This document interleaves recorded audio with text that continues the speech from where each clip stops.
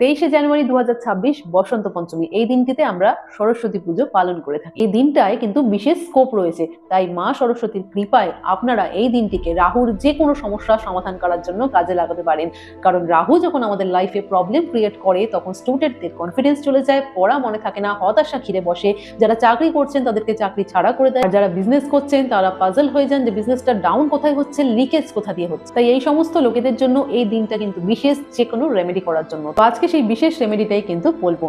আপনাকে কি করতে হবে, একটা হলুদ রঙের কাগজ নিতে হবে, আর সেখানে লাল কালির পেন দিয়ে ওম এম সরস্বত্যই নমঃ এই মন্ত্রটা লিখতে হবে। লেখা হয়ে যাবার পরে আপনি সেটাকে নিয়ে ঠাকুর ঘরে রেখে দেবেন। ঠাকুর ঘরে রেখে আপনাকে এই মন্ত্রটা 108 বার জপ করতে হবে।